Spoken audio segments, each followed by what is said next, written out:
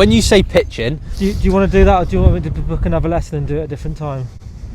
we've got 5 minutes. We'll run through it quickly. Okay. We're all good. All right. What would be your least favourite distance? Okay. So if I could give you, what would be the shot that sends shivers through your body? Yeah. So I chip claw grip. Yeah. Which seems to work.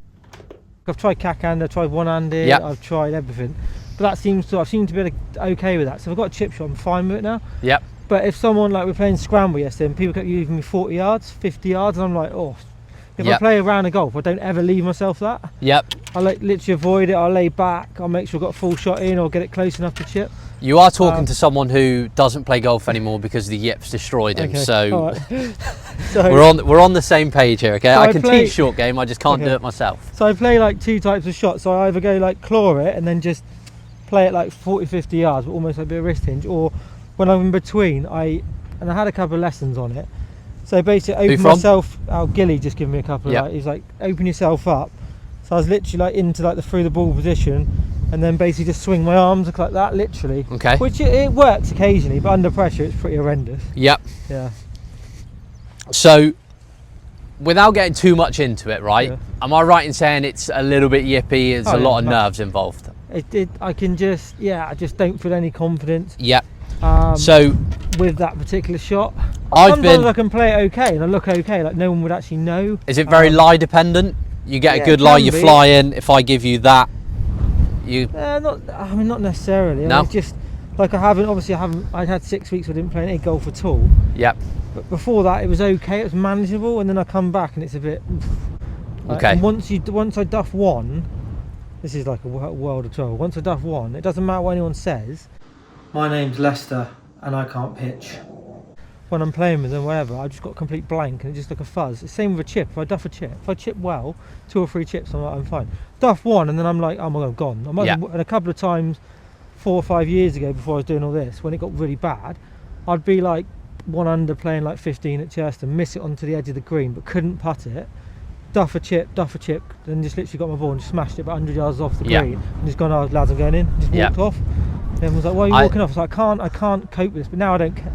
I don't care, but I sometimes expect it, and I can still manage it, and I still shoot okay. I know exactly, mate. When I played in the British Boys when I was 18, I couldn't hit the chipping green from a yard before I went out.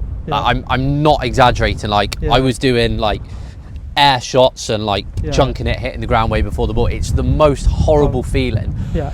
So I've done a lot of research into it, and you've got 2 big elements to it. You've got the technical element, and then the mental element. So it's very much a chicken and the egg scenario. What came first? Yeah. Was it bad technique that's led to a mental problem, or was it a mental problem that stems from whatever? I'm not really too sure. It basically happened when the first few times I saw it was when I went to Torquay from Churston when I first turned pro, and around the greens at Torquay at the time, we basically went from fairway into like rough. There was no definition, whereas at Churston there was you had 3 cuts, so you could putt it through it, you could do loads of shots, and every shot at Torquay you had to play like a higher lofted shot, and I was like, every shot was like that, and I'm like, oh, and I duffed a few for a couple of months, and I'm like, oh, I don't like this. Yep. Whereas I don't have the option. I don't know really. It's just all of the stuff you're talking about, right? From what I've learned, it all stems from avoiding the chunk. Okay, that is the shot that everyone is primarily scared of. Okay, 99% of yips are basically you're doing things biomechanically, technically with the swing to simply avoid the chunk. Sometimes you still chunk it, sometimes you end up thinning it. Okay, hit me a 40-yard chip shot. Okay, just do your normal technique. As a normal chip shot. Yeah.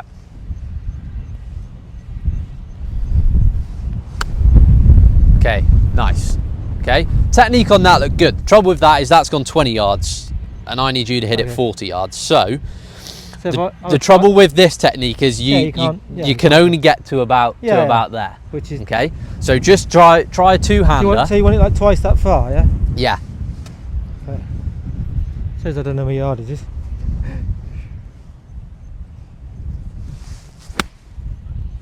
Okay, nice. So we've got good technique in there, okay? I definitely think we could do a really good lesson talking about this. so it'll definitely get you back down and like do a good half an hour on pitching. For this kind of 40-yard shot, I don't want you to be doing this, okay? No. I want you to go, just let's make this as simple as possible. Let's go nice and tall, normal stance, ball in the middle, okay? I don't want you going ball back, hands forward. I don't want any of that, because we don't want any dig, okay? We want a nice brush of that turf. So get set up to this ball. Now, one of the reasons you're chunking it is because you're kind of like this, okay? I want you super tall, so get a lot closer to it.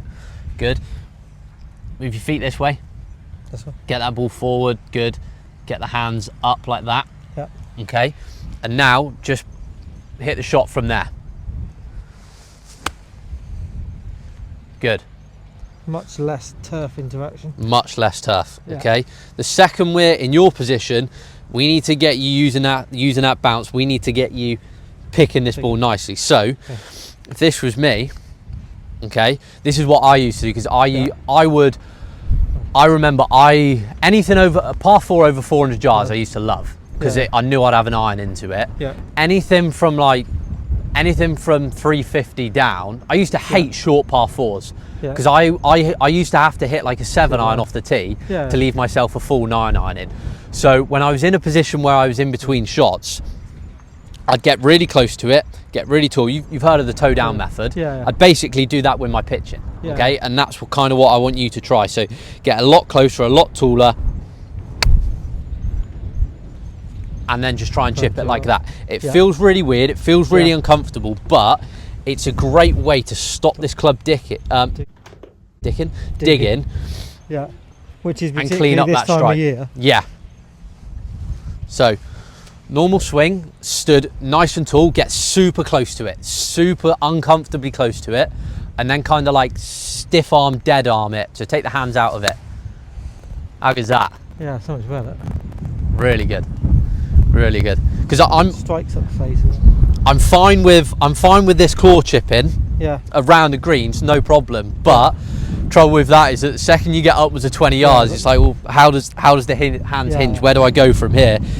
They kept leaving. We were like Dartmouth 40 yards short of the green. I'm like, I'd rather go back and hit that one from 80 yards. And then the 3 people in front of me duffed it short of the green. I'm like, shit, I've got to hit the green, and then I pinned it through the back. I was like, yeah, brilliant. So you've developed a little bit, just like millions of golfers. This is a little bit of a safety blanket. Watch this. See how easy that digs? Okay. Ball forward. See that? Just wants to, you can see the difference there. That wants to skid, that wants to dig. Okay. The reason why we do that, if I'm using the bounce, okay, you can chunk it and you can still somewhat get away with it. If I hit like there, I hit probably balls there, I hit a couple inches behind the ball. If I do this, see the difference? I know it's only minimal, but one of them might get to the front edge, one of them's leaving you another 30 yards in, So chipping it's all about increasing your margin for error. If I'm chipping a little bit more toe down, using that bounce, sliding that club nicely, just picking it, you can thin it and it doesn't shoot off as much. You can chunk it and it still kind of gets there. But importantly for you, you're going to get. Sorry, I told you I can teach it. I just can't do it. I'm left-handed as well. Oh yeah, you are. I forgot. Chipping right-handed and left-hander. But like that there, that's coming out super nice, super spinny. But I'm just perfectly picking it. Okay, you can now set up to chip shots with a bit more confidence that actually, you know what, I can catch it. I'm going to catch it nicely more often. But if I was to catch this one heavy, or if I was to thin this, still getting on the green. Whatever level of golf you are, it's just about cutting out the shit. Okay, it's just about cutting out the bad ones, right?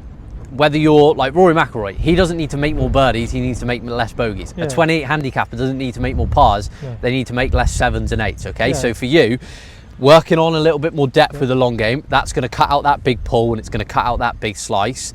That's saving you several shots already.